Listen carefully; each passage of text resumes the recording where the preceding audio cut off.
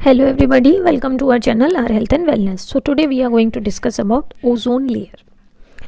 तो ozone layer की बात करें तो ह्यूमन एक्टिविटीज़ की वजह से जो एक एडवर्स इफेक्ट एनवायरनमेंट पे पड़ा है that is thinning of ozone layer. Ozone layer बहुत थिन हो गई है. जो थिनिंग ऑफ ओजोन लेयर है उसको कॉमनली हम ओजोन डिप्लीशन कहते हैं. अब ओजोन डिप्लीशन होता कैसे है? ओजोन डिप्लीशन होता है आपका क्लोरोफ्लोरोकार्बन से, मीथेन से, एरोसोल से. अब कैसे होता है इसके बारे में डिस्कस करेंगे. ओजोन लेयर क्या है इसके बारे में थोड़ा सा डिटेल में डिस्कस करते हैं. ओजोन गैस की एक कंडेंस्ड लेयर हमारे अर्थ पे प्रेजेंट है, उसको हम ओजोन लेयर कहते हैं. सन से कई तरह के रेडिएशंस एमिट होते हैं जिसकी वेवलेंथ्स बहुत डिफरेंट होती हैं. इन रेडिएशन में से जो सबसे इम्पॉर्टेंट है हमारे प्लानट के लिए that are visible rays, ultraviolet rays and the infrared rays. अब होता क्या है, विजिबल रेज और इंफ्रारेड रेज में एनर्जी बहुत कम होती है जिसकी वजह से लिविंग थिंग्स को कोई भी नुकसान नहीं पहुंचता.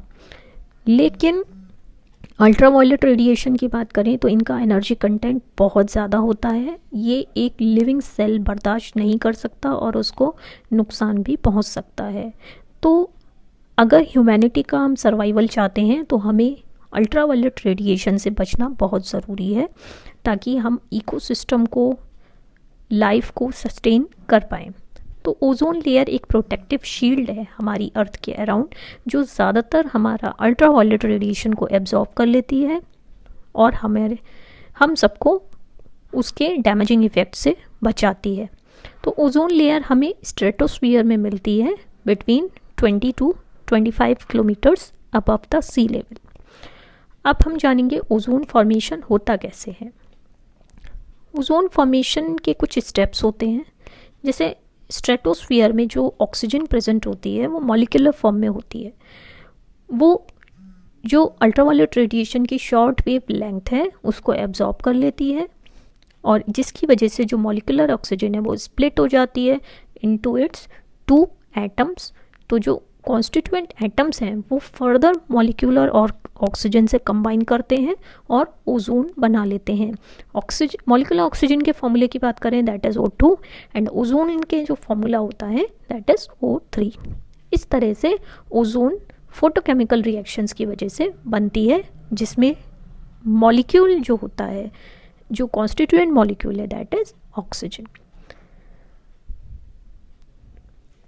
अब ये फोटोकेमिकल रिएक्शंस जो होती हैं, जो फॉर्मेशन होती है ओजोन की या डिस्ट्रक्शन होता है ओजोन मॉलिक्यूल्स में का, ये नॉर्मल सर्कमस्टेंसेस में बैलेंस करता है आपस में.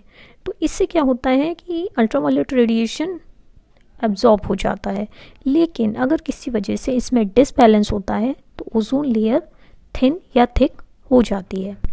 अब ओजोन लेयर की जो थिकनेस डिक्रीज़ हो जाती है ओवर ए पर्टिकुलर एरिया, उसको हम ओजोन होल कहते हैं. तो ये थिनिंग क्यों होती है? ये कुछ कंपाउंड्स होते हैं, केमिकल कंपाउंड्स होते हैं जैसे क्लोरीन है, फ्लोरीन है या फिर और भी ह्यूमन एक्टिविटीज़ हैं